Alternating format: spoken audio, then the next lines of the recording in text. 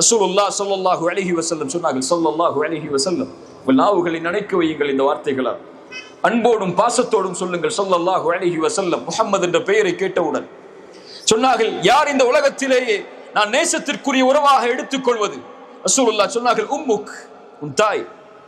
பிறகு யார்? அல்லாஹ்வுடைய தூதரே, உம்முக், உன் தாய். பிறகு யார்? உம்முக், உன் தாய். பிறகு யார்? அபூக்க, உன் தந்தை. மூன்று அடிப்படையை முதலாவதாக தாய்க்கு சொன்னார்கள். ஏன்? உன் தாய் தான் இந்த உலகத்திலேயே நெருக்கமாக எடுத்துக்கொள்ள வேண்டிய உறவு.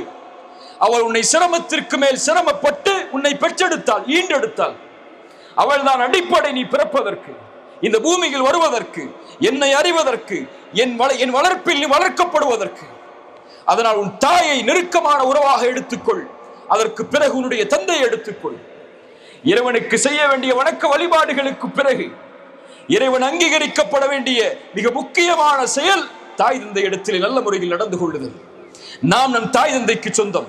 ரசூலுல்லாஹ் ஸல்லல்லாஹு அலைஹி வஸல்லம் இடத்திலே கேட்கப்பட்டது, யா ரசூலுல்லாஹ், நான் செல்வத்தை சம்பாதிக்கிறேன், அந்த செல்வம் அனைத்தையும் என்னுடைய தந்தை எடுத்துக்கொள்ள பார்க்கிறார், என் செல்வத்தில் எது என்னுடைய தந்தைக்கு உரிமையானது? ரசூலுல்லாஹ் ஸல்லல்லாஹு அலைஹி வஸல்லம் ஒரே வார்த்தையில் சொன்னார்கள், நீயும் உன் செல்வமும் உன் தந்தைக்குரியவர்கள். அவ்வளவுதான், அவ்வளவுதான். அது என்ன பங்கு இருக்கிறது? நீ உன் தந்தைக்குரியவன், உன்னுடைய செல்வம் அனைத்தும் உன்னுடைய தந்தைக்குரியதுதான். அதில் பங்கு கிடையாது, அதில் பிரிப்பது கிடையாது.